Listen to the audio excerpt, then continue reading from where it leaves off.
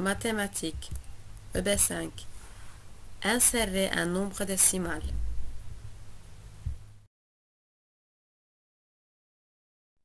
Comment insérer un nombre décimal entre deux entiers?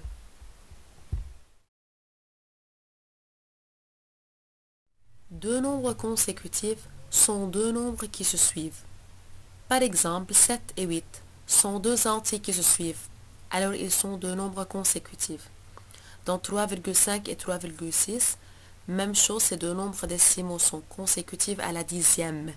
Et dans 7,23 et 7,24, ces deux nombres décimaux sont consécutifs à la centième.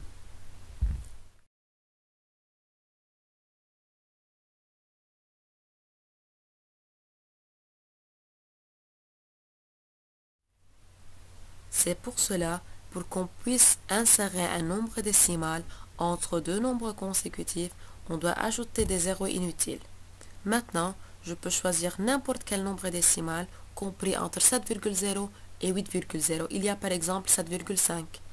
Même chose pour 3,50 et 3,60. Il y a 3,56. Même chose pour 7,230 et 7,240. On peut choisir 7,239. Donc, il y a plein de possibilités maintenant.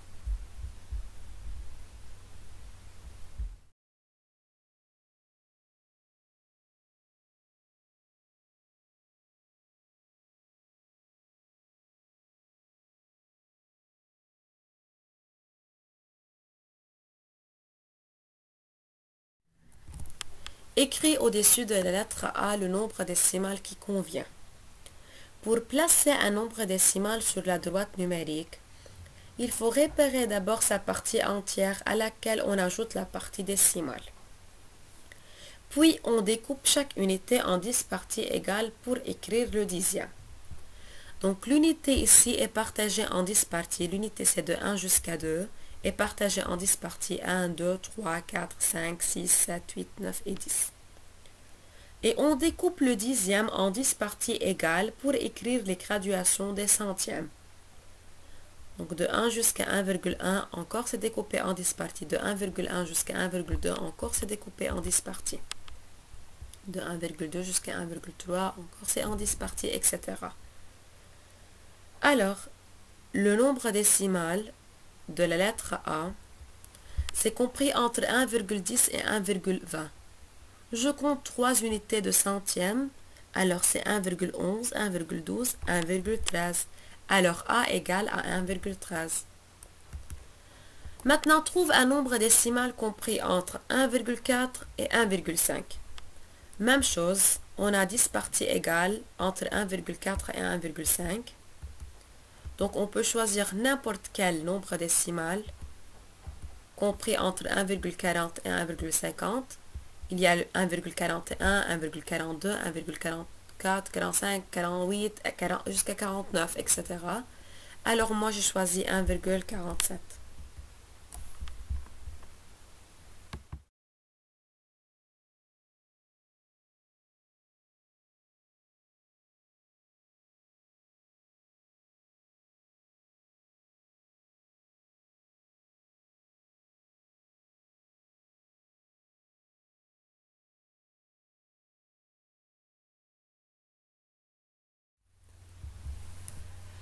Parmi les trois nombres proposés, choisis celui qui convient.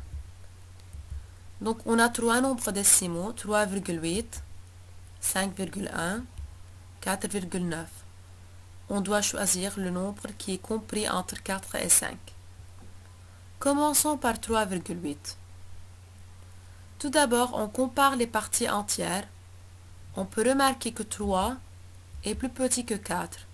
Donc 3,8 est plus petit que 4. Alors 3,8 n'est pas compris entre 4 et 5.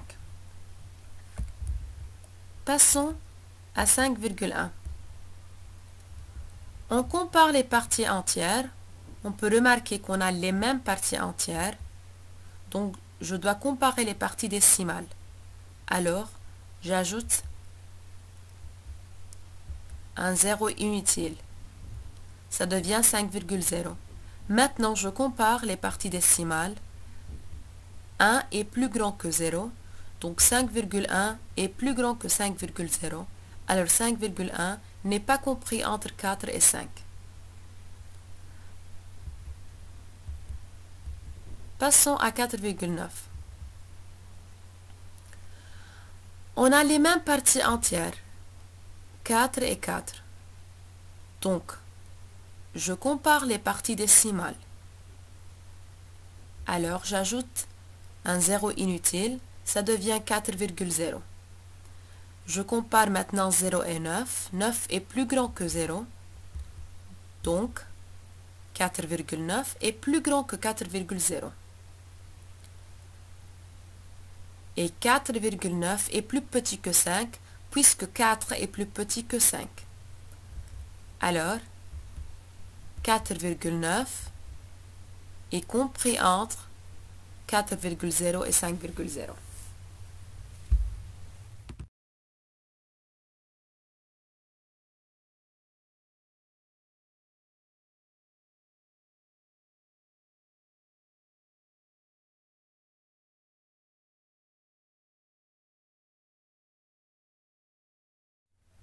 Voici un autre exemple. On a trois nombres décimaux, 9,65, 9,09 et 9,24. On doit choisir le nombre qui est compris entre 9,1 et 9,5. On commence par 9,65. Puisqu'on a les mêmes parties entières, 9 et 9, donc on doit comparer les parties décimales. Mais comme vous avez remarqué que dans 9,65, on a deux chiffres dans la partie décimale, alors que dans 9,1 et 9,5, on a un seul chiffre. C'est pour cela que j'ajoute des zéros inutiles pour avoir 9,10 et 9,50. Maintenant, puisque 65 est plus grand que 50, donc 9,65 est plus grand que 9,50. Alors 9,65 n'est pas compris entre 9,10 et 9,50. Passons à 9,09. Même chose, puisqu'on a les mêmes parties entières, donc on doit comparer les parties décimales. On a 9 dans la partie décimale, alors qu'on a 10 là dans la partie décimale. Puisque 9 est plus petit que 10, donc 9,09 est plus petit que 9,10. Donc 9,09 n'est pas compris entre 9,10 et 9,50. Dans 9,24, encore on regarde les parties entières, on a les mêmes parties entières, c'est 9. Donc on regarde les parties décimales, puisque 24 est compris entre 10 et 50, donc 9,24 est compris entre 9,10 et 9,50.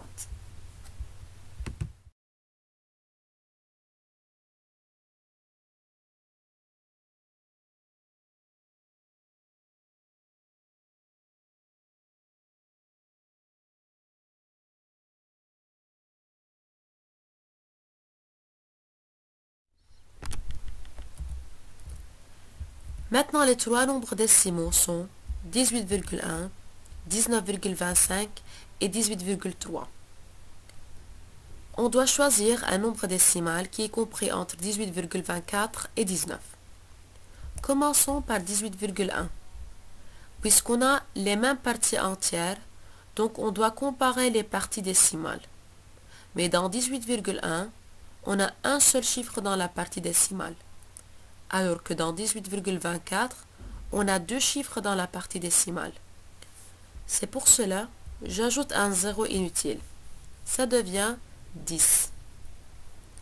Puisque 10 est plus petit que 24, alors 18,10 est plus petit que 18,24. Donc 18,10 n'est pas compris entre 18,24 et 19. Passons à 19,25. Puisqu'on a les mêmes parties entières, 19 et 19, on doit comparer les parties décimales. Dans 19,25, on a deux chiffres. C'est pour cela que j'ajoute pour 19 deux zéros inutiles. Ça devient 19,00. Puisque 25 est plus grand que 0, alors 19,25 est plus grand que 19,0. Donc même chose, 19,25 n'est pas compris entre 18,24 et 19. Pour 18,3, puisqu'on a les mêmes parties entières, 18 et 18, je dois comparer les parties décimales. Même chose, puisque j'ai un seul chiffre dans la partie décimale, j'ajoute un zéro inutile, ça devient 18,30. 30 est plus grand que 24. Donc 18,30 est plus grand que 18,24. Maintenant, pour comparer entre 19 et 18,30, je regarde les parties entières, puisque 19 est plus grand que 18, donc 19 est plus grand que 18,30. Alors 18,30 est compris entre 18,24 et 19.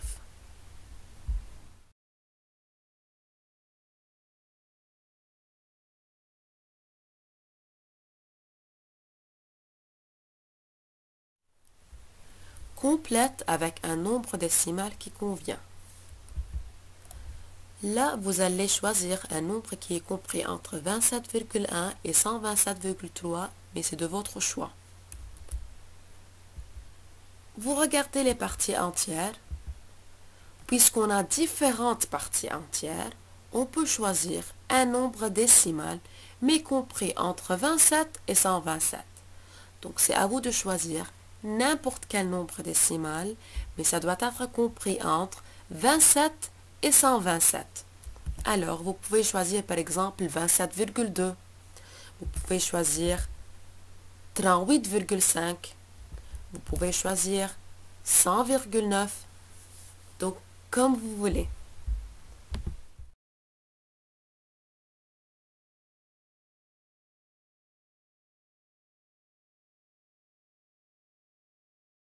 Prenons un autre exemple. Je veux choisir un nombre décimal compris entre 5 et 5,6. Puisqu'on a les mêmes parties entières, 5 et 5, donc je dois regarder les parties décimales. La partie décimale dans 5, c'est 0, alors que dans 5,6, c'est 6. Donc, j'ajoute 0 à la partie décimale, ça devient 5,0. Maintenant, je veux choisir un nombre décimal compris entre 5,0 et 5,6. On peut choisir, par exemple, 5,1 ou bien 5,5.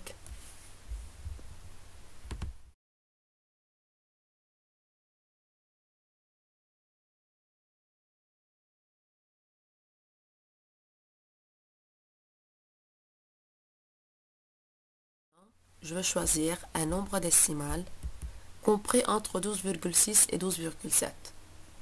Mais on peut remarquer qu'on a les mêmes parties entières, 12 et 12. Donc on regarde maintenant les parties décimales. 6 et 7. Puisqu'on a deux nombres consécutifs, c'est pour cela que je suis obligé d'ajouter des zéros inutiles. Ça devient 60 et 70. Maintenant, je vais choisir un nombre décimal compris entre 12,60 et 12,70. Par exemple, il y a 12,61, il y a 12,64, il y a 12,69. Donc, premièrement, je regarde si on a les mêmes parties entières, on regarde les parties décimales. Si c'est nécessaire, j'ajoute des zéros. Et après, je peux choisir un nombre décimal de notre choix qui est compris entre ces deux nombres-là.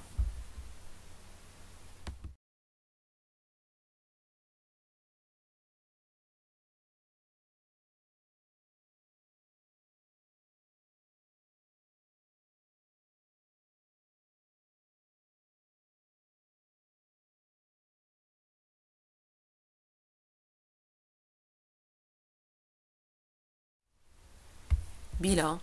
Pour insérer un nombre décimal entre deux nombres, on regarde premièrement si on a différentes parties entières, comme par exemple 27 et 127. On choisit un nombre décimal compris entre 27 et 127. Par exemple, c'est 100,5. Mais si on a les mêmes parties entières, par exemple ici on a 5 et 5, donc j'ajoute des zéros inutiles et on choisit n'importe quel nombre compris entre 5,0 et 5,6, par exemple 5,3. Même chose, on a les mêmes parties entières dans 12,6 et 12,7, c'est 12. Donc j'ajoute des zéros inutiles, ça devient 12,60 et 12,70. Maintenant, je peux choisir un nombre décimal compris entre 12,60 et 12,70. Il y a 12,65.